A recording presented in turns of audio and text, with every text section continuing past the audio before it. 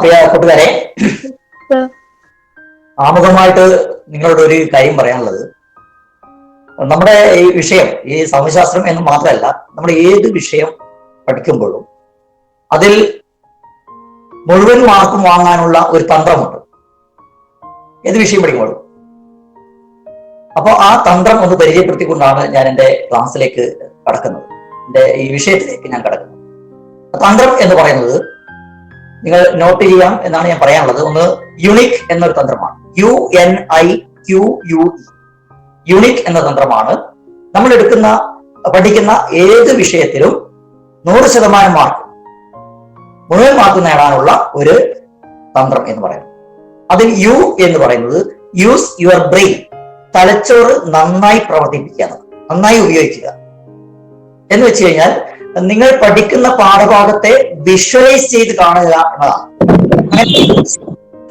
അത് ക്ലാസ് മുറിയിൽ അവതരിപ്പിക്കുകയും ചെയ്യുമ്പോഴാണ് നമ്മുടെ പാഠഭാഗം അതേപോലെ നമുക്ക് എന്ത് ചെയ്യും, ആശയങ്ങൾ പൂർണ്ണമായി ഗ്രഹിച്ചുകൊണ്ട് നമുക്ക് അത് എക്സ്പ്രസ് ചെയ്യാൻ കഴിയുന്നതാണ്.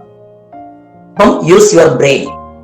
അതുകൊണ്ടാണ് ക്ലാസ് റൂം തിയേറ്റർ എന്ന സങ്കല്പം നമുക്കെല്ലാം ഉണ്ടാവണം എന്ന് പറയുന്നത്. അധ്യാപകരോട് എപ്പോഴും പറയുന്നത് ക്ലാസ് റൂം തിയേറ്റർ എന്ന സങ്കല്പം വേണം. കാരണം നമ്മൾ പഠിക്കുന്ന പാഠഭാഗത്ത് ഭാഷയായിക്കോട്ടെ, സാമൂഹ്യശാസ്ത്രമായിക്കോട്ടെ, എല്ലാ വിഷയത്തിലും ഇതിനെ തിയേറ്ററുമായി ബന്ധപ്പെടുത്തിക്കൊണ്ട് നമ്മൾ അവതരിപ്പിക്കുമ്പോൾ വളരെ പെട്ടെന്ന് എളുപ്പത്തിൽ മനസ്സിലാക്കാൻ കഴിയും. യൂസ് യുവർ ബ്രെയിൻ, തലച്ചോറ് നന്നായി ഉപയോഗിക്കുകയാണ്. രണ്ടാമത്തെ N എന്ന് പറയുന്നത് നോട്ട് ദി കീ പോയിന്റ്സ്, വളരെ പ്രധാനപ്പെട്ട പോയിന്റ്സുകളൊക്കെ നമ്മൾ എന്ത് ചെയ്യുക, കുറിച്ചു വെക്കുക എന്നുള്ളതാണ്. അപ്പൊ ഇവിടെ എടുക്കുന്നത് ഓരോ ഫോക്കസ് ഏരിയ ഇവിടെ വിശദീകരിക്കും. സാമൂഹ്യശാസ്ത്രം ഒരു എങ്ങനെയാണ് അവതരിപ്പിക്കുന്നത് ഞാൻ പറയും. അപ്പൊ ഇവിടെ അവതരിപ്പിക്കുന്ന ഓരോ ക്ലാസ്സിന്റെയും പ്രധാനപ്പെട്ട പോയിന്റ്സ് ഒക്കെ നമ്മൾ കുറിച്ചു വെക്കണം എന്നതാണ് note the key points. I എന്ന് പറയുന്നത് ഇന്റർവെൽ ആണ്. ഇന്റർവെൽ, ഇടവേളകൾ. നമ്മൾ തുടർച്ചയായിട്ട് പഠിക്കുക എന്നുള്ളത് നമ്മുടെ മാനസിക പ്രവർത്തനത്തിന് ഒരു തടസ്സമാണ്, അല്ലെ? ഇന്റർവെൽ നമുക്കറിയാം. നമ്മുടെ ക്ലാസ് മുറി സ്കൂളിൽ തന്നെ നോക്കിയാൽ മതി. ആദ്യത്തെ 2 മിനിറ്റ് കഴിഞ്ഞാൽ 10 മിനിറ്റ് ഇന്റർവെൽ ആണ്.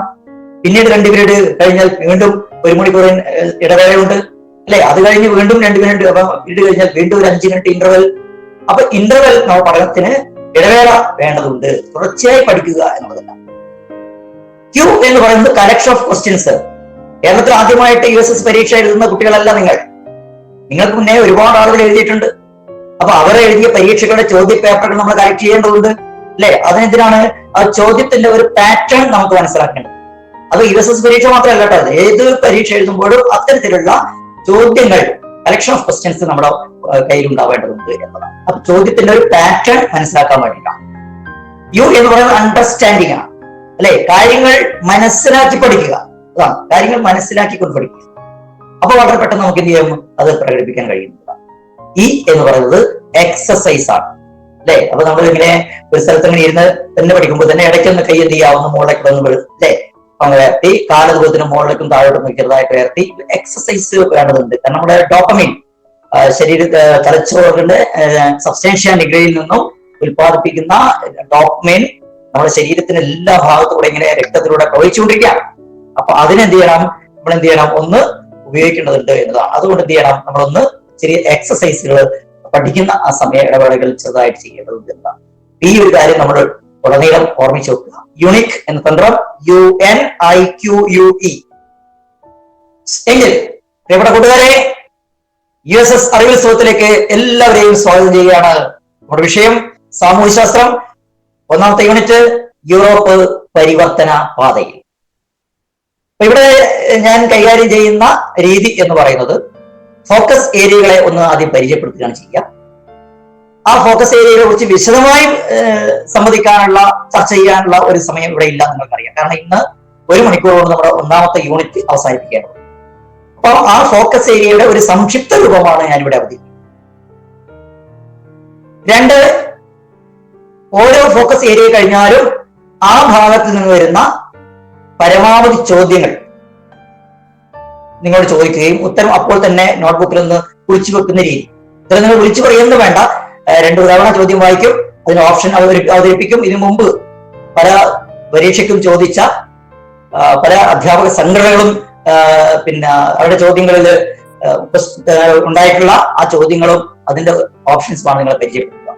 അപ്പൊ അതൊന്ന് ഉടനെ തന്നെ എഴുതി നമ്മൾ ആ രീതിയിലാണ് ഞാനിവിടെ സോഷ്യൽ ഒന്ന് കൈകാര്യം ചെയ്യുന്നത്. യൂറോപ്പ് പരിവർത്തന പാതയിൽ ഫോക്കസ് ഏരിയ എന്ന് പറയുന്നത് ഒന്നാമത്തെ ഏരിയ ഇറ്റലിയിലേക്കുള്ള പലായനമാണ്. 2 നവോത്ഥാനം. 3 നവോത്ഥാനം സാഹിത്യത്തിൽ. 4 നവോത്ഥാനം കലയിൽ. 5 നവോത്ഥാനം ശാസ്ത്രത്തിൽ. 6ാമത്തെ കാര്യം വ്യവസായ വിപ്ലവം, കണ്ടുപിടുത്തം. ഇങ്ങനെ 6 ഫോക്കസ് ഏരിയ. ഒന്നാമത്തെ മേഖല ഇറ്റലിയിലേക്കുള്ള പലായനം. നമുക്കറിയാം, ഒരു ഒന്നാമത്തെ യൂണിറ്റ് തുടങ്ങുന്നത് തന്നെ ഒരു ചിത്രത്തോടു കൂടിയാണ് അല്ലെ? ഹഗിയ സോഫിയ എന്ന ചരിത്ര സ്മാരകത്തിന്റെ ഒരു ചിത്രമാണ് നമ്മൾ ആ യൂണിറ്റിൽ 1ാമത്തെ പേജിൽ കാണാൻ കഴിയുക. നമ്മൾ ഈ ചിത്രങ്ങളെല്ലാം നമ്മൾ ഓർത്തു വെക്കണം. ചിലപ്പോൾ ചിത്രത്തെ ആസ്പദമാക്കിയിട്ടായിരിക്കും ചോദിക്കുന്നുണ്ടാവുക അല്ലെ? ചിലപ്പോൾ ഇങ്ങനെ ചോദിക്കും, താഴെ ഹഗിയ സോഫിയയുടെ ചിത്രം എന്ന് പറയും, താഴെ കാണുന്ന ചരിത്ര സ്മാരകം ഏതാണ് അല്ലെ? A Hagia Sophia, B Juma Masjid, C ഹുമയൂണിന്റെ ശവകുടീരം, ഡി താജ്മഹൽ. അപ്പൊ അതുകൊണ്ടാണ് ഞാൻ പറഞ്ഞത് ഈ സ്മാരകങ്ങളുടെയൊക്കെ ചിത്രങ്ങൾ, പാഠഭാഗത്തിലെ ചില ചിത്രങ്ങളൊക്കെ നമ്മുടെ മനസ്സിൽ വെച്ചു വെക്കണം എന്നുള്ളത്. അങ്ങനെയാണെങ്കിൽ ഹഗിയ സോഫിയ ലോകത്തിലെ പ്രധാനപ്പെട്ട ചരിത്ര സ്മാരകങ്ങളിൽ ഒന്നാണ്. ഹഗിയ സോഫിയ തുർക്കിയിലെ ഈസ്താംബൂളിലാണ് ഇന്ന് അത് സ്ഥിതി ചെയ്യുന്നത്. AD 6ാം നൂറ്റാണ്ടിലാണ് ഇത് പണികഴിപ്പിച്ചത്. മനോഹരമായ വാസ്തുവിദ്യയുടെ ഉത്തമ മാതൃകയായിട്ടുള്ള ഈ സ്മാരകം 1935 മുതൽ തുർക്കിയിലെ ഒരു ചരിത്ര സ്മാരകമായിട്ട് സംരക്ഷിക്കപ്പെടുന്നു എന്നതാണ്. ഹഗിയ സോഫിയ കോൺസ്റ്റാന്റിനോപ്പിളിലാണ്, പണ്ട് അത് കോൺസ്റ്റാന്റിനോപ്പിളിലാണ് സ്ഥിതി ചെയ്യുന്നത്. ഇന്ന് ഈസ്താംബൂൾ എന്നറിയപ്പെടുന്നു. ലോകത്തിലെ പ്രധാന ചരിത്ര സ്മാരകങ്ങൾ ഒന്നാണ്. അതേപോലെ 2 ഭൂഖണ്ഡങ്ങൾക്കിടയിലാണ് ഇത് സ്ഥിതി ചെയ്യുന്നത്. ഏഷ്യ അതുപോലെ തന്നെ യൂറോപ്പ്, ഈ 2 വൻകരകൾക്കിടയിലാണ് ഈ കോൺസ്റ്റാന്റിനോപ്പിൾ സ്ഥിതി ചെയ്യുന്നത്. ഈ കോൺസ്റ്റാന്റിനോപ്പിളിന്റെ പ്രത്യേകതകൾ എന്തൊക്കെയായിരുന്നു? വിജ്ഞാനത്തിന്റെ കേന്ദ്രമായിരുന്നു, പണ്ഡിതന്മാരുടെയും അമൂല്യ ഗ്രന്ഥങ്ങളുടെയും കേന്ദ്രമായിരുന്നു, ഏഷ്യൻ രാജ്യങ്ങളിൽ നിന്നും യൂറോപ്യൻ രാജ്യങ്ങളിലേക്കുള്ള പ്രധാന പ്രവേശന കവാടമായിരുന്നു കോൺസ്റ്റാന്റിനോപ്പിൾ എന്ന് പറയുന്നത്. അതുകൊണ്ട് തന്നെ ഈ തുർക്കികൾ 1453 കോൺസ്റ്റാന്റിനോപ്പിൾ ആക്രമിക്കുന്നത്. ലോക ചരിത്രത്തിൽ വലിയ മാറ്റങ്ങൾക്ക് കാരണമായ ഒരു സംഭവമായിരുന്നു ഈ തുർക്കികൾ കോൺസ്റ്റാന്റിനോപ്പിൾ ആക്രമിച്ച് കീഴ്പ്പെടുത്തി. എന്തൊക്കെയാണ് സംഭവിച്ചത്? കിഴക്കൻ സാമ്രാജ്യത്തിന്റെ തലസ്ഥാനമായിരുന്നു ഈ കോൺസ്റ്റാന്റിനോപ്പിൾ എന്ന് പറയുന്നത്. അപ്പൊ കിഴക്കൻ സാമ്രാജ്യം തന്നെ തകർന്നു.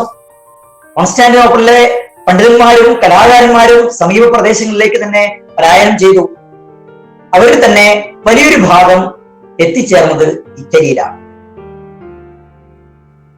അങ്ങനെ ഇറ്റലിയിലേക്ക് അവർ പോകാൻ എന്താണ് കാരണം? ഇറ്റലിയിൽ അന്ന് നിലവിലുണ്ടായിരുന്ന അനുകൂല സാഹചര്യങ്ങളാണ് അവിടേക്ക് രക്ഷപ്പെടാൻ ഈ പണ്ഡിതന്മാരെയും മറ്റും പ്രേരിപ്പിച്ചത്. ഗ്രീക്കോ റോമൻ സാംസ്കാരിക പൈതൃകം, അതുപോലെ തന്നെ ഇറ്റലിയിലെ സമ്പന്നരായ വ്യാപാരികളുടെ പ്രോത്സാഹനം, ചരിത്ര പൈതൃകങ്ങൾ സംരക്ഷിക്കുന്നതിൽ വ്യാപാരികൾക്കുണ്ടായിട്ടുള്ള താല്പര്യം, തുർക്കികളുടെ കോൺസ്റ്റാന്റിനോപ്പിൾ ആക്രമണം, ഇതൊക്കെ അവരെ പണ്ഡിതന്മാരെയും കലാകാരുമായും ഇറ്റലിയിലേക്ക് പലായനം ചെയ്യാനുള്ള കാരണം. ഇത് 1ാമത്തെ ഫോക്കസ് ഏരിയ ഞാനിവിടെ അവതരിപ്പിച്ചു കഴിഞ്ഞു. ഒരു സംക്ഷിപ്ത രൂപമാണ് ഇവിടെ അവതരിപ്പിച്ചത്. ഇനി ഞാൻ ചോദ്യങ്ങൾ ചോദിക്കുകയാണ്.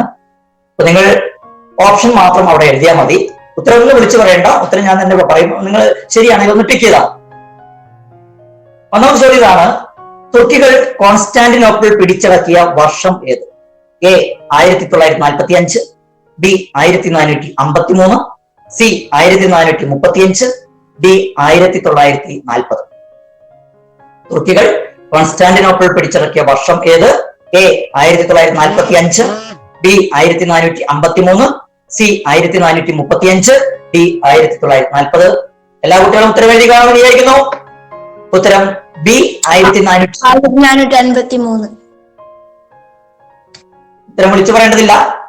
കിഴക്കൻ സാമ്രാജ്യത്തിന്റെ തലസ്ഥാനം: A Italy, B Constantinople, C Asia, D Mumbai. കിഴക്കൻ സാമ്രാജ്യത്തിന്റെ തലസ്ഥാനം: A Italy, B Constantinople, C Asia, D Mumbai. എല്ലാവരും എഴുതിയിട്ടുണ്ടാവോ? ഉത്തരം ഡി കോൺസ്റ്റാന്റിനോപ്പിൾ ആണ്. നവോത്ഥാനത്തിന്റെ കളിത്തൊട്ടിൽ എന്ന് വിശേഷിപ്പിക്കുന്ന യൂറോപ്യൻ രാജ്യം ഏതാണ്? നവോത്ഥാനത്തിന്റെ കളിത്തോട്ടിൽ എന്ന് വിശേഷിപ്പിക്കുന്ന യൂറോപ്യൻ രാജ്യം: A Italy, B Germany, C Turkey, D England. Italy, option A ആണ് ഉത്തരം. അങ്ങനെയാണെങ്കിൽ അടുത്ത ചോദ്യം: കോൺസ്റ്റാന്റിനോപ്പിളിന്റെ ഇപ്പോഴത്തെ പേര്: A Istanbul, B Hagia Sophia, C Juma Masjid, D Taj Mahal. Istanbul ആണ്. കോൺസ്റ്റാന്റിനോപ്പിളിന്റെ ഇപ്പോഴത്തെ പേര് ഇസ്താംബുൾ ആണ്. Option A Istanbul. അടുത്ത ചോദ്യം: മധ്യകാല യൂറോപ്പിൽ ഏഷ്യയിൽ നിന്നും യൂറോപ്പിലേക്കുള്ള പ്രവേശന കവാടം എന്നറിയപ്പെടുന്ന നഗരം. ചോദ്യം നമ്മൾ വായിക്കാം. മധ്യകാല യൂറോപ്പിൽ ഏഷ്യയിൽ നിന്നും യൂറോപ്പിലേക്കുള്ള പ്രവേശന കവാടം എന്നറിയപ്പെടുന്ന നഗരം: A Venice, B Nuremberg, C Constantinople, D Geneva. B Nuremberg, Constantinople, D Constantinople. C ആണ് കോൺസ്റ്റാന്റിനോപ്പിൾ ആണ്. നവോത്ഥാന പ്രക്രിയയിൽ ഇറ്റലിയിൽ ആരംഭിച്ചത് എന്നാണ്. 13-ാം നൂറ്റാണ്ടോടുകൂടിയാണ് ഇറ്റലിയിലേക്ക് എന്ത് ചെയ്തത്? ഈ ആളുകൾ, ഈ പണ്ഡിതന്മാർ, കലാകാരന്മാർ അവിടെ എത്തി നവോത്ഥാനത്തിന് തുടക്കം കുറിച്ചിട്ടുള്ളത്. ഇനി ഇതേ ചോദ്യം തന്നെ ഒരു തിരിച്ചു മറിച്ചൊക്കെ ചോദിക്കാം, അങ്ങനെയാണല്ലോ. അപ്പൊ ആധുനിക കാലത്ത് ഇസ്താംബുൾ എന്നറിയപ്പെടുന്ന നഗരത്തിന്റെ പഴയ പേര്, ആധുനിക കാലത്ത് ഇസ്താംബുൾ എന്നറിയപ്പെടുന്ന നഗരത്തിന്റെ പഴയ പേര്: A Constantinople, B San Marino, C Malta, D Andorra. Constantinople ആണ്. മറ്റൊരു ചോദ്യം: മധ്യകാല യൂറോപ്പിലെ ചരിത്ര രചനയ്ക്ക് മുതൽക്കൂട്ടായി ഇന്നും നിലനിൽക്കുന്ന ചരിത്ര സ്മാരകം. മധ്യകാല യൂറോപ്പിലെ ചരിത്ര രചനയ്ക്ക് മുതൽക്കൂട്ടായി ഇന്നും നിലനിൽക്കുന്ന ചരിത്ര സ്മാരകം: A statue of Robin Hood, B Vatican, C arch of Titus, D Hagia Sophia.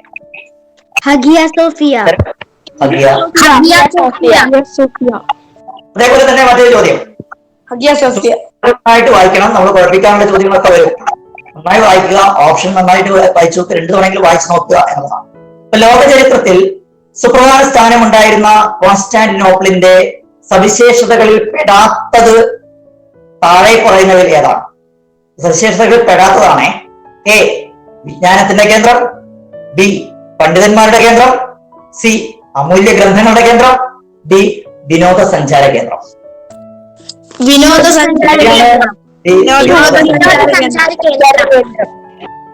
മറ്റൊരു ചോദ്യം: പുരാതന ഗ്രീക്ക് റോമ സാമ്രാജ്യത്തിലെ പൈതൃകം പേർന്ന രാജ്യം.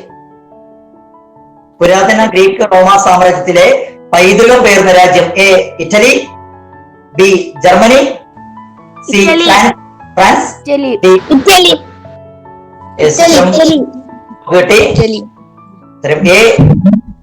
എന്നാണ്.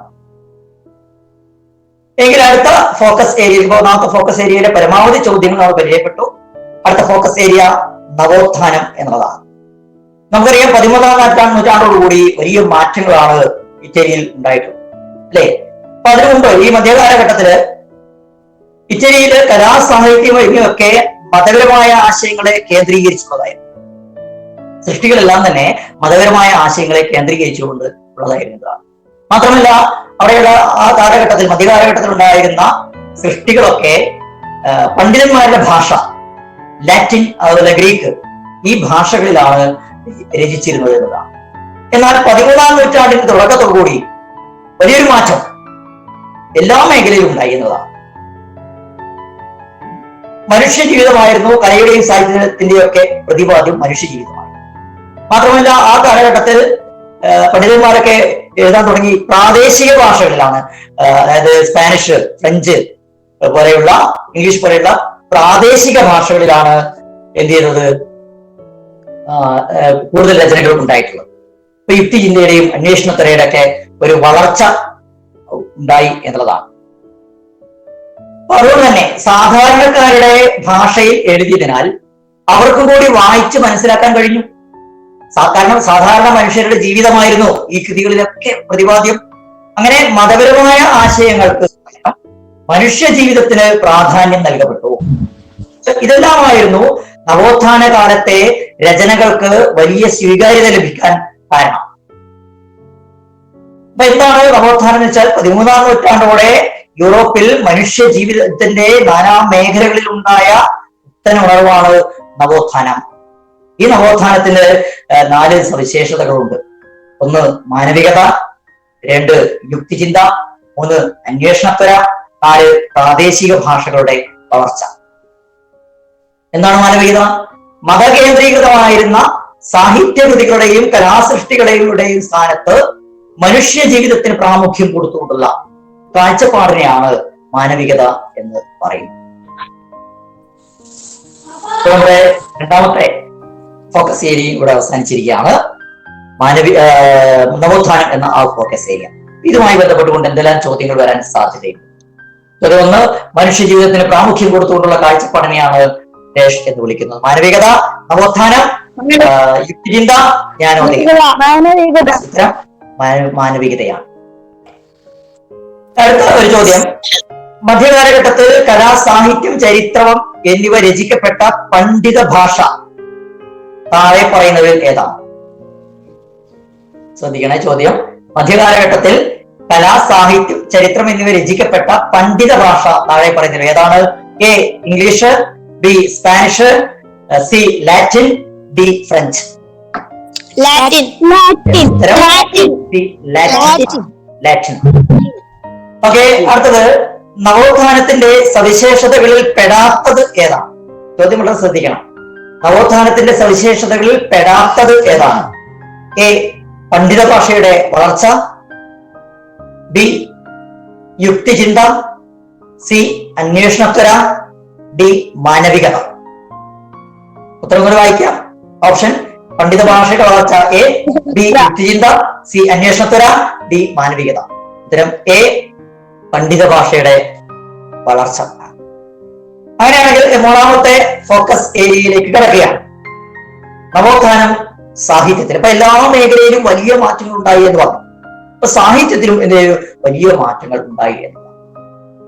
അപ്പൊ നവോത്ഥാനത്തിന്റെ പിതാവ് എന്നറിയപ്പെടുന്നത് പെട്രാർക്കാണ്. നവോത്ഥാനത്തിന്റെ പിതാവ് എന്നറിയപ്പെടുന്നത് പെട്രാർക്കാണ്. അപ്പൊ അനുബന്ധമായ കുറെ ചോദ്യങ്ങൾ നമ്മൾ അറിഞ്ഞിരിക്കണം കേട്ടോ. ഒന്ന്, ഇന്ത്യൻ നവോത്ഥാനത്തിന്റെ പിതാവ് രാജാറാം മോഹൻ റായ്. രാജാറാം മോഹൻ റായ് അല്ലെ? ഇന്ത്യൻ നവോത്ഥാനത്തിന്റെ പിതാവ് രാജാറാം മോഹൻ റായ് ആണ്. അതുപോലെ തന്നെ ഇന്ത്യൻ നവോത്ഥാനത്തിന്റെ ജന്മഗൃഹം എവിടെയാണ്?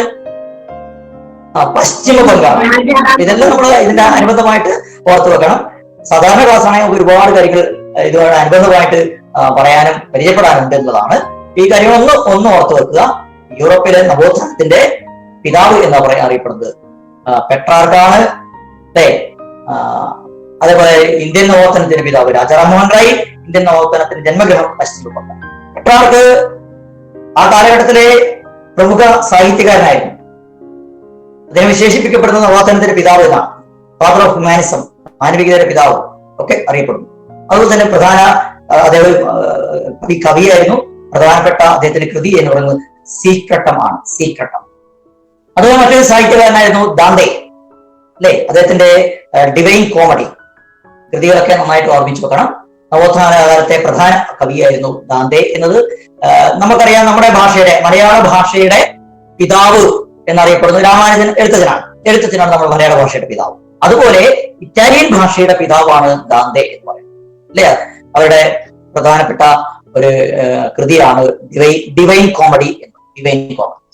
അതുപോലെ ബൊക്കാച്ചിയുടെ ദക്കാളമൺ കഥകൾ അല്ലെ? അതുപോലെ സർവാന്തയുടെ ഡോൺ കിക്സോട്ട് അല്ലെ? Don Quixote. അതുപോലെ ഇറാസ്മസ് എന്ന് പറയുന്ന ക്രിസ്ത്യൻ പുരോഹിതനാണ്, അധ്യാപകൻ എന്നീ നിലകളൊക്കെ പ്രവർത്തിച്ച വ്യക്തിയാണ്. ഫിലോസഫിയിൽ നല്ല അറിവുണ്ടായിരുന്ന ആളാണ്. സാമൂഹ്യ വിമർശകനായിരുന്നു. അദ്ദേഹത്തിന്റെ പ്രധാന കൃതിയാണ് ഇൻ പ്രൈസ് ഓഫ് ഫോളി എന്ന് പറയുന്നത്. In praise of folly. അപ്പൊ ഈ കൃതികളും ആരൊക്കെയാണ് അത് എഴുതിയതും എന്ന് നമ്മൾ പഠിക്കേണ്ടതുണ്ട് എന്നാണ്. അങ്ങനെയാണെങ്കിൽ ഈ ഭാഗത്തു നിന്ന് വരുന്ന ചോദ്യങ്ങൾ എന്തൊക്കെയായിരിക്കും എന്നതാണ് ചോദ്യം. 1, നവോത്ഥാനത്തിന്റെ പിതാവ്. A Cervantes, B Dante, C Erasmus, D Petrarch. എല്ലാവർക്കും അറിയാം അല്ലെ? പെട്രാർക്ക് രചിച്ച വിഖ്യാത കൃതി A Divine Comedy, C Secretum, Don Quixote, C Don Quixote, D inspire, option B Secretum ആണ്. ഡോൺ കിക്സോൺ എന്ന കൃതിയുടെ കർത്താവ് A Petrarch, B Dante, C Cervantes, D Cervantes. Father of humanism എന്നറിയപ്പെടുന്നത് ആരാണ്? A Petrarch, B Mussolini, C Gandhiji, D Galileo. ഉത്തരം A A Cervantes, B Dante, അതേപോലെ C Erasmus, D Boccaccio. ഉത്തരം ഇതൊക്കെയാണ് കഥകൾ രചിച്ചത് ബൊക്കാച്ചിയോ.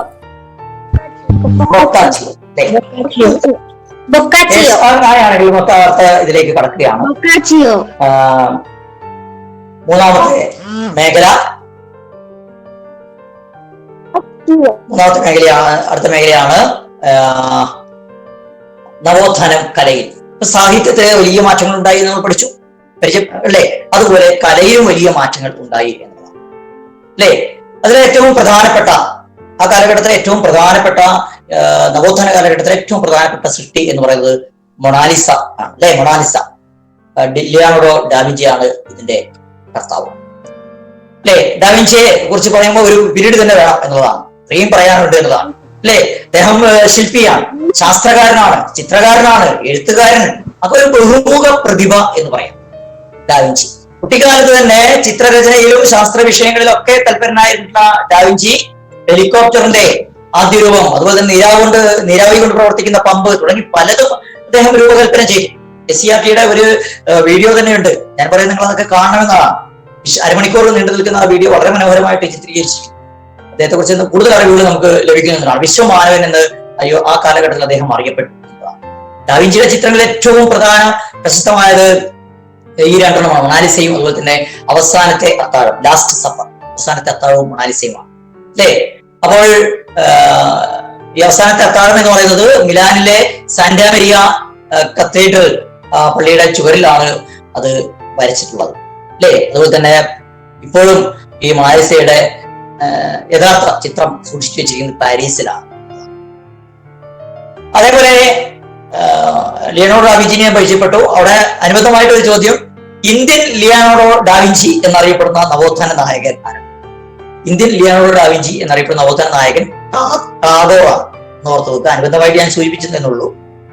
മൈക്കൽ ആഞ്ചലോയുടെ സൃഷ്ടിയാണ് അന്ത്യവിധി എന്ന് പറയുന്നത് മൈക്കൽ ആഞ്ചലോയുടെ.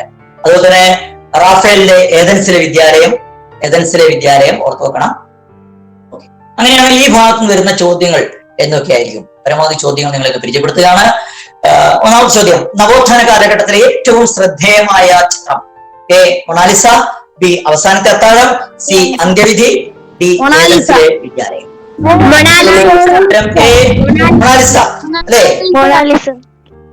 അടുത്ത ചോദ്യം, ഏത് കലാകാരന്റെ 500ാം ചരമവാർഷികമാണ് 2019 ആഘോഷിച്ചത്? ഏത് കലാകാരന്റെ 500ാം ചരമവാർഷികമാണ് 2019 ആഘോഷിച്ചത്? A Michelangelo, B Leonardo da Vinci, C Donatello, D Pablo Picasso. A Michelangelo. അടുത്ത ചോദ്യം, അവസാന വിധി എന്ന മഹത്തായ സൃഷ്ടി ആരുടേതാണ്? അവസാന വിധി എന്ന മഹത്തായ സൃഷ്ടി ആരുടേതാണ്? A Leonardo da Vinci, B Michelangelo, C Donatello, അതുപോലെ ഡി ഗിബർട്ടി. ഇത്ര നമുക്കറിയാം, ബി മൈക്കൽ ആഞ്ചലോ. അതുപോലെ നവോത്ഥാനത്തിന്റെ പ്രതിപുരുഷൻ എന്നറിയപ്പെടുന്നത് A da Vinci, B Dante, C Michelangelo, D Petrarch. നവോത്ഥാനത്തിന്റെ പ്രതിപുരുഷൻ എന്നറിയപ്പെടുന്നത് A da Vinci, B Dante, C Michelangelo, D Petrarch. ഉത്തരം ശരിയാണ്, എ ഡാവിഞ്ചി. ഡാവിഞ്ചി വരച്ച മൊണാലിസയുടെ യഥാർത്ഥ ചിത്രം ഇപ്പോൾ എവിടെയാണ് സൂക്ഷിച്ചിരിക്കുന്നത്? പാരീസ്,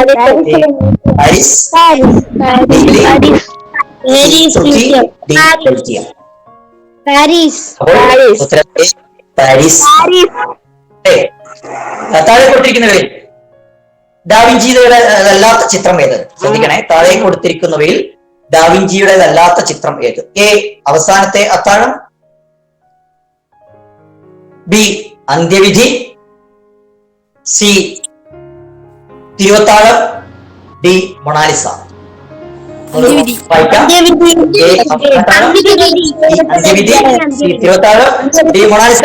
ഉത്തരം ശരിയാണ്, ബി അന്ത്യവിധി. അതുപോലെ തന്നെ ഞാൻ സൂചിപ്പിച്ചു, ശാസ്ത്ര ഇതിലാണ് വലിയ മാറ്റങ്ങൾ ഉണ്ടായി.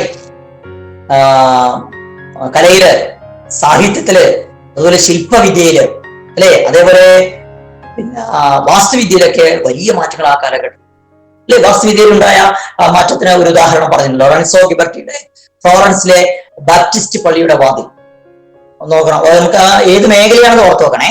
ഇതെന്താണ്? വാസ്തുവിദ്യക്ക് ഉദാഹരണമാണ്.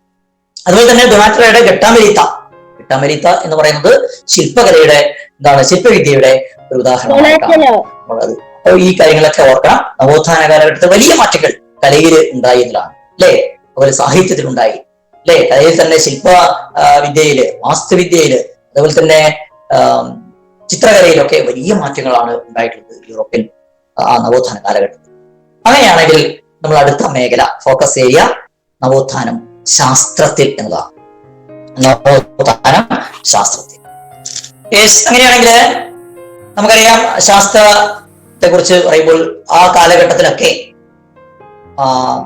ആളുകൾ ധരിച്ചു വെച്ചിരുന്നത് ഭൂമിയാണ് സൂര്യനെ ചുറ്റുന്നത്, ഈ പ്രപഞ്ചത്തിന്റെ കേന്ദ്രം ഭൂമിയാണ് എന്നാണ് ആ കാലഘട്ടത്തിലൊക്കെ ആളുകൾ ധരിച്ചു വെച്ചത്. പണ്ഡിതന്മാരൊക്കെ അത് സമർത്ഥിച്ചുകൊണ്ടേയിരുന്നു, അല്ലെ. ആ കാലഘട്ടത്തിലാണ്, ഈ നവോത്ഥാന കാലഘട്ടത്തിൽ കോപ്പർനിക്കസ് ആദ്യമായിട്ട് പറഞ്ഞത് സൂര്യനെ ഭൂമിയല്ല സൂര്യനെ ചുറ്റുന്നത്, സൂര്യൻ ഭൂമിയല്ല ചുറ്റുന്നത്, ഈ പ്രപഞ്ചത്തിന്റെ കേന്ദ്രം സൂര്യനാണ്, ഭൂമിയാണ് സൂര്യനെ ചുറ്റുന്നത്. സൗരയൂഥ സിദ്ധാന്തം കണ്ടുപിടിച്ചു കോപ്പർനിക്കസ്, അല്ലെ. ഈ സിദ്ധാന്തം തെളിയിച്ചത് ഗലീലിയോ ഗലീലിയുടെ ടെലസ്കോപ്പിന്റെ കണ്ടുപിടുത്തത്തോടുകൂടിയാണ്. അദ്ദേഹം കുറച്ച് ആധികാരികമായിട്ട് അത് സ്ഥാപിച്ചെടുത്തു. ഗലീലിയോ ഗലീലി പറഞ്ഞു അത് ശരിയാണ്, കോപ്പർനിക്കസ് പറഞ്ഞത് വളരെ ശരിയാണ്, ഈ സൗരയൂഥത്തിന്റെ കേന്ദ്രം എന്ന് പറയുന്നത് സൂര്യനാണ് എന്ന് തെളിയിച്ചത് ഗലീലിയോ ഗലീലിയാണ്. അതുപോലെ തന്നെ വലിയൊരു മാറ്റം, വിജ്ഞാനത്തിന്റെ മേഖലയിൽ വലിയ മാറ്റം ഉണ്ടാക്കിയത് അച്ചടി യന്ത്രത്തിന്റെ കണ്ടുപിടുത്തമാണ്, അല്ലെ. ഹാൻസ് ഗുട്ടൻബർഗിന്റെ ആണ് അച്ചടി യന്ത്രം. 1439 വർഷം ഓർമ്മിക്കണം. 1439 ജർമ്മനിയിലെ ഒരു ലോഹപ്പണിക്കാരനായിരുന്ന ജോഹാൻസ് ഗുട്ടൻബർഗ് ആണ് ഈ അച്ചടി യന്ത്രം, അല്ലെ. അതിന് തന്നെ അദ്ദേഹം എങ്ങനെ ഉപയോഗിച്ചത്?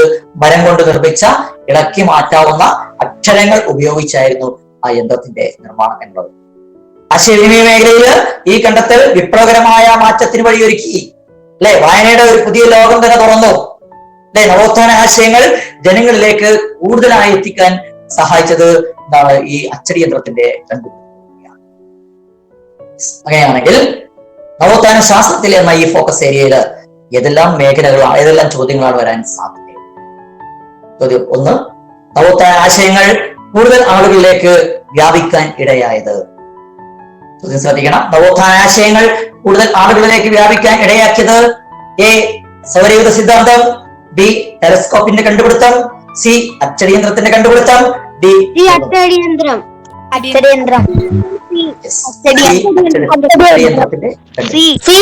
പെട്ടെന്ന് വിളിച്ചു ഓപ്ഷൻ വളരെ നന്നായി ശ്രദ്ധിക്കണം.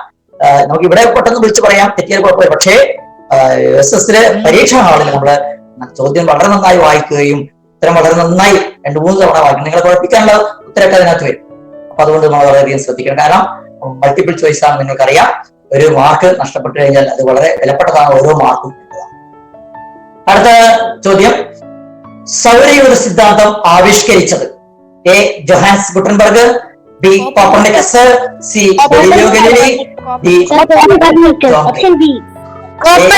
Gutenberg, B Copernicus, C Galileo Galilei, D John Kay. ഉത്തരം ശരിയാണ്, ബി കോപ്പർനിക്കസ്.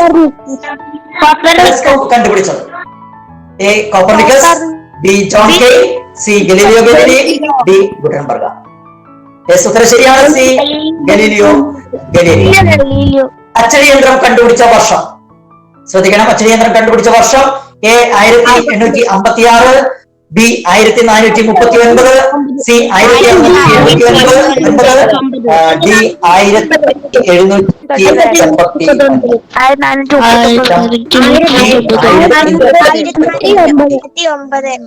അടുത്ത ചോദ്യം ഞാൻ പറഞ്ഞത് നിങ്ങൾ കുഴപ്പിക്കാനുള്ള ചോദ്യം ചിലപ്പോൾ വരും. സൗരയൂഥ സിദ്ധാന്തം ശരിയാണെന്ന് തെളിയിച്ചത്. സൗരയൂഥ സിദ്ധാന്തം ശരിയാണെന്ന് തെളിയിച്ചത് A Copernicus, B Galileo Galilei, C Aryabhata, D അപ്പോൾ ചിലപ്പോൾ വളരെ പെട്ടെന്ന് സൗരയൂഥ സിദ്ധാന്തം എന്ന് കാണുമ്പോൾ തന്നെ ചില കുട്ടികൾ കോപ്പർനിക്കസിനെ മാർക്ക് ചെയ്യും, എന്നെ ബബിൾ മാർക്ക് ചെയ്യും, തെറ്റിപ്പോയി കേട്ടോ. ആ സൗരയൂഥ സിദ്ധാന്തം കണ്ടുപിടിച്ചതാണ് കോപ്പർനിക്കസ്, അത് ശരിയാണെന്ന് തെളിയിച്ചത് ഗലീലിയോ ഗലീലിയാണ്. അപ്പം ഓപ്ഷൻ ബി ആണ്. വളരെ ശ്രദ്ധിക്കുക. ഇത്തരത്തിൽ നമ്മൾ കുഴപ്പിക്കുന്ന ചില ചോദ്യങ്ങൾ, അതായത് നല്ല നിങ്ങൾ പ്രതിഭകളാണ്, ഒരു പ്രതിഭകളെ തെരഞ്ഞെടുക്കുന്ന പരീക്ഷയാണ്. ഇപ്പോൾ നമ്മൾ ഓർക്കണം, പ്രതിഭകളെയാണ് നമ്മൾ തിരഞ്ഞെടുക്കേണ്ടത്. നിങ്ങൾ എല്ലാവരും പ്രതിഭകളാണ്. ഈ കൂട്ടത്തിൽ തന്നെ പ്രതിഭകളെയാണ് ഒരു പരീക്ഷ തിരഞ്ഞെടുക്കേണ്ടത്. അപ്പൊ അതുകൊണ്ട് തന്നെ എന്ത് ചെയ്യണം, നമ്മള് വളരെ നന്നായി ചോദ്യങ്ങൾ വായിച്ച് വളരെ നന്നായി കാര്യങ്ങൾ മനസ്സിലാക്കി പഠിക്കണം എന്നതാണ്.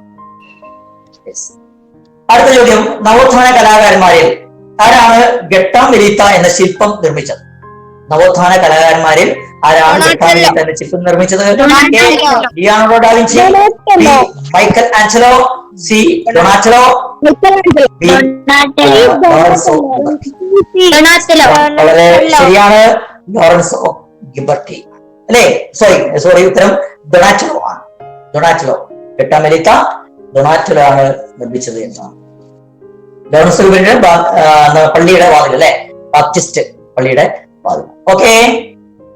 അടുത്ത ഒരു ചോദ്യം, നവോത്ഥാന കാലഘട്ടത്തെ ഒരു പ്രധാന സൃഷ്ടിയാണ്. നേരത്തെ ചിത്രങ്ങൾ നോക്കണമെന്ന് ഞാൻ പറഞ്ഞിട്ടുണ്ടല്ലോ. ഇവിടെ തന്നിരിക്കുന്നത് എന്താണ്? ഗട്ടാമെലീത്തയുടെ ചിത്രമാണ് തരിക ചിലപ്പോൾ. അപ്പൊ നവോത്ഥാന കാലഘട്ടത്തെ ഒരു പ്രധാന സൃഷ്ടിയാണ് ഗട്ടാമെലീത്തയുടെ ചിത്രം. ഇത് ഏത് വിഭാഗവുമായിട്ട് ബന്ധപ്പെട്ടിരിക്കുന്നു? എ വാസ്തുവിദ്യ, ബി സാഹിത്യം, സി ചിത്രകല, ഡി ശില്പവിദ്യ. എ വാസ്തുവിദ്യ,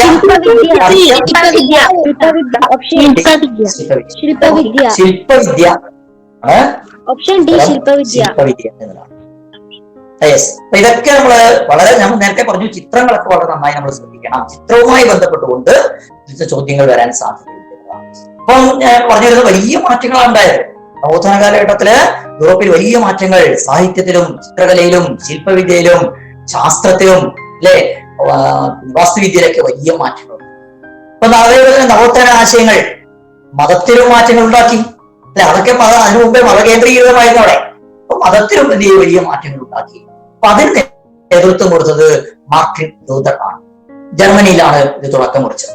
അല്ലെ, ഇപ്പൊ 16-ാം നൂറ്റാണ്ടില് യൂറോപ്പിലെ ക്രൈസ്തവ സഭയിലുണ്ടായ ഒരു പരിഷ്കരണമാണ് മതനവീകരണം. ഈ പരിഷ്കരണത്തിന് കാരണമായത് നവോത്ഥാന ആശയങ്ങളാണ് എന്നതാണ്. അല്ലെ, അപ്പൊ മതനവീകരണം ആരംഭിച്ചത് ജർമ്മനിയിലാണ്, അതിന് നേതൃത്വം കൊടുത്തത് മാർട്ടിൻ ലൂതർ ആണ് എന്നത്.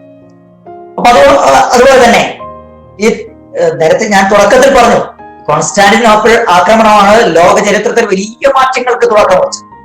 അല്ലെ, എങ്ങനെയൊക്കെയാണ് പല കാരണങ്ങൾ, അതിനെ തുടർന്ന് പല സംഭവങ്ങൾ ഉണ്ടായി.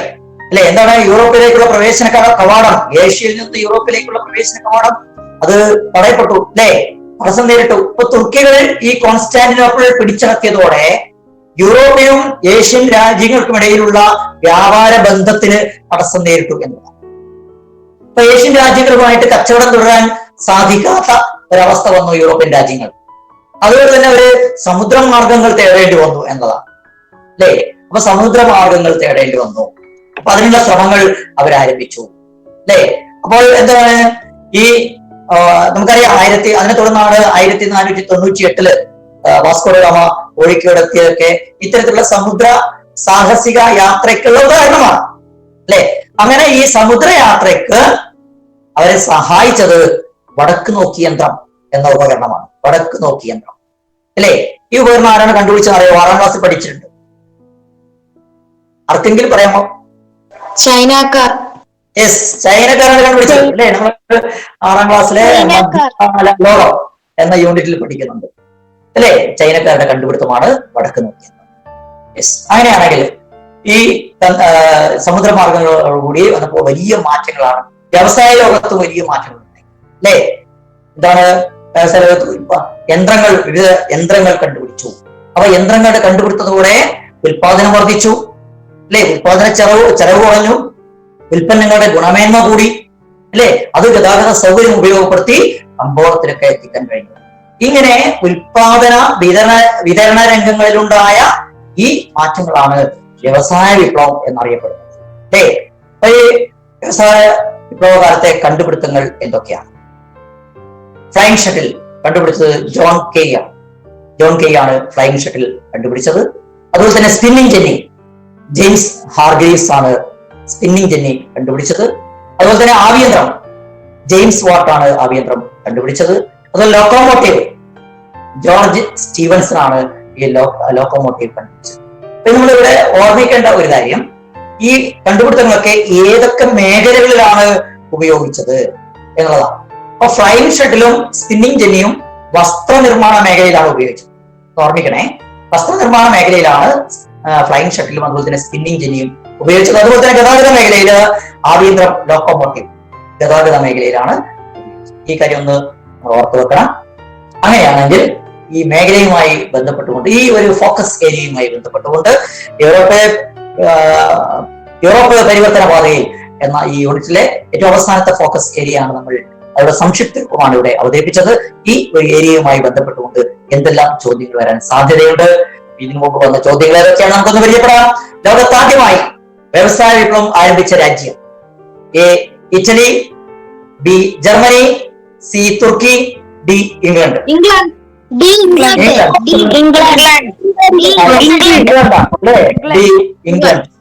ഓക്കെ.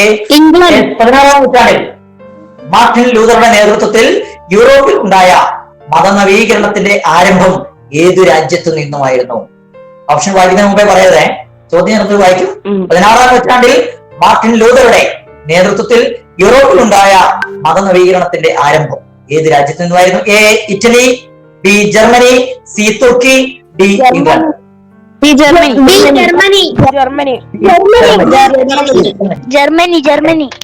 ഓക്കെ, മെടുക്കണം. ആവിയന്ത്രം കണ്ടുപിടിച്ചത് A James Watt, B George Stephenson, C John Kay, D James Hargreaves.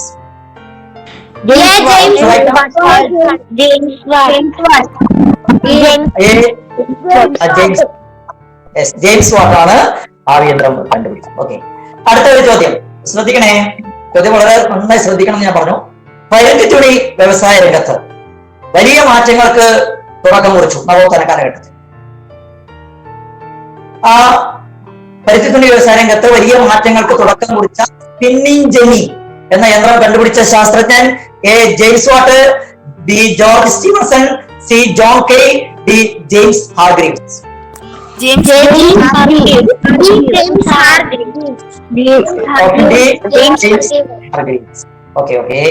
അടുത്ത മറ്റൊരു ചോദ്യം. റെയിൽ ഗതാഗതത്തിന്റെ തുടക്കം കുറിച്ച ലോക്കോമോട്ടീവ് കണ്ടുപിടിച്ചത് A John K, B James Watt, C George Stephenson, D James Hargreaves. George Stephenson.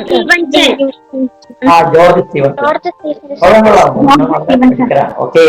അടുത്ത ചോദ്യം. ഫ്ലൈയിങ് ഷട്ടിൽ കണ്ടുപിടിച്ചത് A James Watt, B George Stephenson, D John Kay, D James Hargreaves.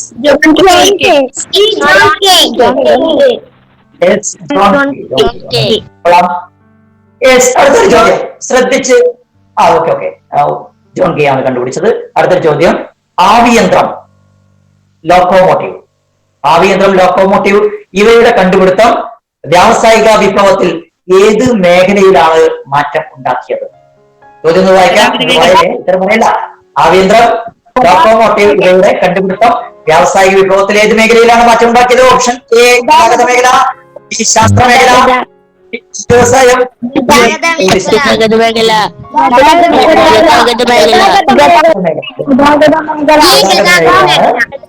വലിയ മാറ്റങ്ങൾ ഉണ്ടാക്കി. അടുത്ത ഒരു ചോദ്യം. വ്യവസായ വിപ്ലവ കാലഘട്ടത്തിൽ ശാസ്ത്രരംഗത്തുണ്ടായ നേട്ടങ്ങൾക്ക് കാരണക്കാരായ ശാസ്ത്രജ്ഞന്മാരിൽ പെടാത്തത് ആരാണ്? ചോദ്യം ഒന്നുകൂടി ഞാൻ വായിക്കും, ശ്രദ്ധിക്കണേ. വ്യവസായ വിപ്ലവ കാലഘട്ടത്തിൽ ശാസ്ത്രരംഗത്തുണ്ടായ നേട്ടങ്ങൾക്ക് കാരണക്കാരായ ശാസ്ത്രജ്ഞന്മാരിൽ പെടാത്തത് ആരാണ്?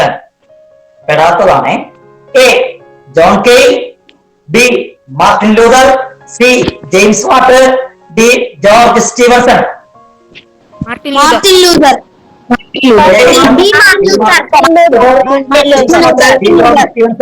ഉത്തരം വളരെ ശരിയാണ്. Martin Luther. B Martin Luther. വളരെ നന്നായി ശ്രദ്ധിക്കുന്നുണ്ടല്ലേ? അപ്പൊ നിങ്ങൾ ശ്രദ്ധിക്കുന്നുണ്ടോ? നിങ്ങളെ എങ്ങനെ ഏത് രീതിയിൽ ചോദിച്ചാൽ നിങ്ങൾ ഉത്തരം എഴുതും, എടുക്കലാണ് അല്ലേ?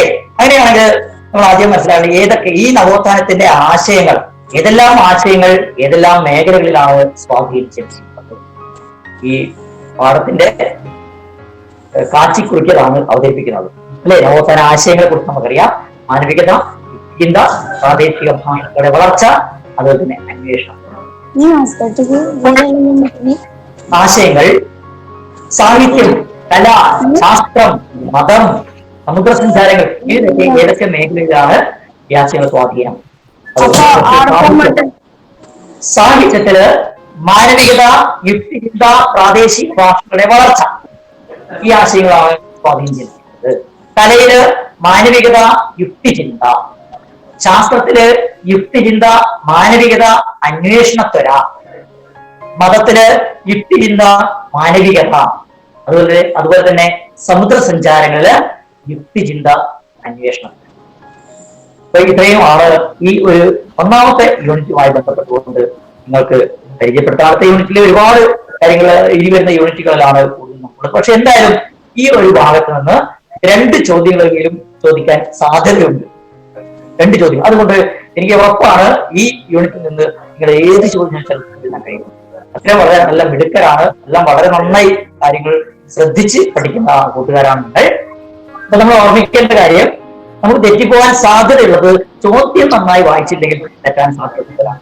കാരണം ഞാൻ നേരത്തെ പറഞ്ഞു, പ്രതിഭകളിൽ എത്ര ക്വസ്റ്റ്യൻസ് ഉണ്ടാകും അതുമായി ബന്ധപ്പെട്ടുകൊണ്ട് ജഗദീഷ് സാറ് ഒരു ക്ലാസ് എടുക്കും നിങ്ങൾക്ക്. ഏതൊക്കെ മേഖലയിലെ എത്ര മാർക്കിന്റെ ചോദ്യം വരും എന്നൊക്കെ അവിടെ വിശദീകരിച്ചിട്ട് സാറ് നിങ്ങൾക്ക് ഒരു സെഷൻ അത് ഉണ്ടാവും. അതുകൊണ്ടാണ് ഞാൻ ആദ്യം അത് പറയാതിരുന്നത്. ഓരോ വിഷയത്തിലും എത്ര മാർക്കിന് ചോദ്യങ്ങളാണ് ചോദിക്കാൻ സാധ്യതയുള്ളത്, അതൊക്കെ അദ്ദേഹം മറ്റൊരു ക്ലാസ്സിൽ നിങ്ങളോട് വിശദീകരിക്കും. LSS അറിവുത്സവത്തിലും അദ്ദേഹം അത് വിശദീകരിച്ചിട്ടുണ്ട്. ഇപ്പോൾ USSന്റെ ക്ലാസ് തുടങ്ങിയിട്ടല്ലേ ഉള്ളൂ. ഇനി ഒരു ക്ലാസ് സെഷൻ അദ്ദേഹത്തിൻ്റെതായിരിക്കും, അദ്ദേഹം കാര്യങ്ങൾ വിശദീകരിക്കും. അതുകൊണ്ടാണ് ഞാൻ ആ മേഖലയിലേക്ക് പോകാതിരുന്നത്. അപ്പോൾ ശ്രദ്ധിക്കേണ്ട ഒരു കാര്യങ്ങൾ മനസ്സിലാക്കി പഠിക്കുക. 2 ചോദ്യങ്ങൾ നന്നായി വായിക്കുക. കാരണം നമുക്കറിയാം, ഇതൊരു പ്രതിഭകളെ തിരഞ്ഞെടുക്കുന്ന പരീക്ഷയാണ്. അപ്പൊ നിങ്ങൾ എല്ലാവരും പ്രതിഭകളാണ്, നിങ്ങൾക്ക് എല്ലാവരും കിട്ടണം. അങ്ങനെയാണെങ്കിൽ നിങ്ങൾ എന്ത് ചെയ്യണം? ആ പ്രതിഭകളിൽ തന്നെ എന്ത് ചെയ്യണം? വളരെ നന്നായി കാര്യങ്ങൾ തിരിച്ചു മറിച്ചൊക്കെ ചോദ്യം ചോദിക്കും. താമസശാസ്ത്രം എല്ലാ വിഷയത്തിലും ഇങ്ങനെയാണ് കേട്ടോ. അപ്പൊ അതുകൊണ്ട് നമ്മൾ എന്ത് ചെയ്യണം? കാര്യങ്ങൾ ഗ്രഹിച്ചു പഠിക്കണം. അതുകൊണ്ടാണ് ഞാൻ ആദ്യം പരിചയപ്പെടുത്തുക. അണ്ടർസ്റ്റാൻഡിങ് വളരെ പ്രധാനപ്പെട്ടതാണ്. അണ്ടർസ്റ്റാൻഡിങ് ഏത് കാര്യവും പഠിക്കുമ്പോഴും വളരെ നന്നായിട്ട് നമ്മൾ കാര്യങ്ങൾ മനസ്സിലാക്കി പഠിക്കണം അല്ലെ? എന്ത് സംശയം ഉണ്ടെങ്കിലും അതൊക്കെ ക്ലാസ് ടീച്ചേഴ്സിനെ, വിഷയവുമായി ബന്ധപ്പെട്ട ടീച്ചേഴ്സിനെ ബന്ധപ്പെട്ടുകൊണ്ട് ഉടനെ നമ്മളത് ക്ലിയർ ചെയ്യണം. കാരണം ഞാൻ പറയുന്നത് നിങ്ങൾ ഭാഗ്യവാന്മാരാണ്. കാരണം കോവിഡ് കാലത്ത് ഒരു പൊതുപരീക്ഷ എഴുതാൻ ഭാഗ്യം കിട്ടിയ ആളുകളാണ് നിങ്ങൾ അല്ലേ? ഞങ്ങൾക്കൊന്നും ആ ഭാഗ്യം കിട്ടിയിട്ടില്ല കേട്ടോ. നിങ്ങൾക്ക് മാത്രമേ, ഇനി കഴിഞ്ഞ വർഷം എനിക്കും ആ ഭാഗ്യം കിട്ടിയിട്ടില്ല, നിങ്ങൾക്ക് മാത്രമാണ് കിട്ടിയത്. അപ്പോൾ ഇത് നല്ലൊരു അവസരമാക്കി മാറ്റണം. നല്ല അവസരമാണ് അല്ലെ? അവസരങ്ങളെ ഫലപ്രദമായി നമ്മൾ ഉപയോഗിക്കണം. അവിടെയാണ് നമുക്ക് ഉപയോഗിക്കാൻ കഴിയുക. ഫലപ്രദമായിട്ട് ഈ ഒരു അവസരത്തെ നമ്മൾ ഉപയോഗിക്കും. സംസ്ഥാന സർക്കാർ SSLC പരീക്ഷ നടത്തി നമുക്കറിയാം. ഏറ്റവും നല്ല രീതിയിലാണ് പരീക്ഷ. എല്ലാ ഏജൻസികളും, എല്ലാ അധ്യാപക സംഘടനകളും ചേർന്നുകൊണ്ട് വളരെ മനോഹരമായിട്ട് അത് ഭംഗിയായിട്ട് നടത്താൻ സാധിച്ചു. അതുപോലെ തന്നെ USS പരീക്ഷ, LS പരീക്ഷ വളരെ ഭംഗിയായിട്ട് നമുക്ക് നടത്താൻ സാധിക്കും. ഒപ്പം എന്താണ്, ഈ പൊതുപരീക്ഷ നടത്തുമ്പോൾ നമ്മൾ ശ്രദ്ധിക്കേണ്ട കാര്യം, ഞാൻ നേരത്തെ പറഞ്ഞ പൊതുപരീക്ഷയാണ് നിങ്ങൾ എഴുതുന്നത്. പ്രതിഭകളായി മാറാനുള്ള പരീക്ഷ. അതുകൊണ്ട് തന്നെ എന്ത് ചെയ്യണം? വളരെ നന്നായിട്ട് കാര്യങ്ങൾ. ഇനിയും നിങ്ങൾക്ക് ദിവസങ്ങളുണ്ട്. ഏപ്രിൽ 7-നാണ് ഇലക്ഷൻ 6 ആയതുകൊണ്ട് ചിലപ്പോൾ അത് മാറ്റാൻ സാധ്യതയുണ്ട്. അപ്പൊ എങ്കിൽ പോലും ഒരുപാട് ദിവസങ്ങൾ നിങ്ങൾ കിട്ടുന്നുണ്ട്. ഇനിയുള്ള ദിവസങ്ങളൊക്കെ തന്നെ തിങ്കൾ മുതൽ വെള്ളി വരെ എല്ലാ ഈ നമ്മുടെ സർവീസ് ഉത്സവത്തിലും കൃത്യസമയത്ത് പങ്കെടുക്കുകയും കാര്യങ്ങളെല്ലാം തന്നെ കുറിച്ചു വെക്കുകയും നന്നായി പഠിക്കുകയും ചെയ്യുക. എല്ലാ വിഷയത്തിലും ഫുൾ മാർക്ക് കിട്ടട്ടെ എന്ന് മാത്രം ആഗ്രഹിച്ചുകൊണ്ട് ഞാൻ ഒരു ചെറിയ ഒരു കാര്യം കൂടി സൂചിപ്പിച്ചുകൊണ്ട് അവസാനിപ്പിക്കും. ആത്മവിശ്വാസത്തിന്റെ കാര്യം പറഞ്ഞു. നമ്മളെപ്പോഴും ഓർമ്മിക്കേണ്ടത്, പലപ്പോഴും പല കുട്ടികളും പലരും ഏറ്റെടുക്കാത്തത് പരാജയപ്പെടും എന്ന ഭയം ഉള്ളത് കൊണ്ടാണ്. അല്ലേ? ഭയം ഉള്ളത് കൊണ്ട് എന്ത് ചെയ്തു? പരാജയപ്പെടുന്നത് പേടി, ഫിയർ ഓഫ് ഫെയിലർ. ഞാൻ പരാജയപ്പെടും, അല്ലെ?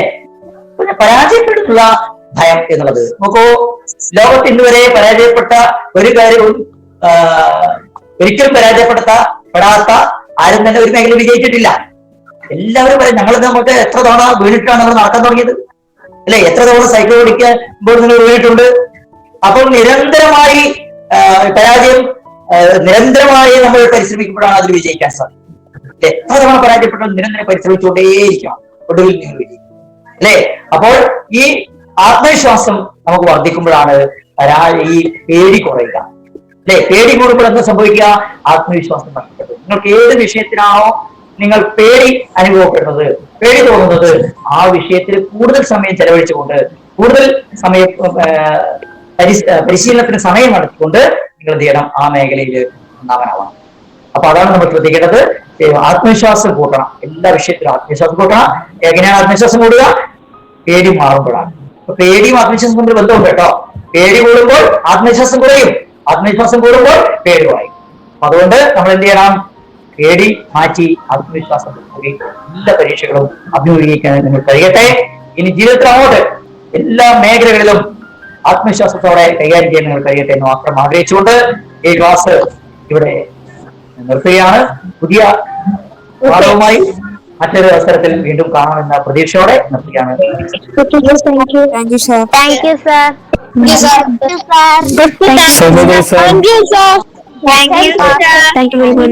വളരെ നന്നായിരുന്നു. ഇന്നത്തെ നമ്മുടെ USS അറിവോത്സവം 2021 ഉദ്ഘാടന സെഷനില് ആദ്യത്തെ ക്ലാസ് എടുത്തത് ട്രെയിനറും തിയേറ്റർ ആർട്ടിസ്റ്റുമായിട്ടുള്ള നമ്മുടെ സൗമീന്ദ്രൻ സാറാണ്. സാർ വളരെ നല്ല രൂപത്തില് ഓരോ മേഖലകളും അവതരിപ്പിക്കുകയും ആ മേഖലകളിൽ നിന്ന് മുൻകാലങ്ങളിൽ ചോദിച്ചിട്ടുള്ള ചോദ്യങ്ങൾ അടിസ്ഥാനപ്പെടുത്തി തന്നെ ആ ഒരു പാറ്റേണിൽ കുട്ടികൾക്ക് വളരെ ഇൻട്രസ്റ്റിംഗ് ആയിട്ടുള്ള, വളരെ പ്രിപ്പയർ ചെയ്ത് അദ്ദേഹം ആ ക്ലാസ് നന്നായിട്ട് അവതരിപ്പിക്കുകയുണ്ടായി. സാറിന് മെന്റേഴ്സ് കേരള പേരിൽ, നമ്മുടെ ഓരോരുത്തരുടെയും പേരിൽ ഉള്ള നന്ദി ഹൃദയപൂർവ്വം സാറിനെ അറിയിക്കുന്നു. ഇത് പങ്കെടുത്ത എല്ലാവർക്കും നന്ദിയും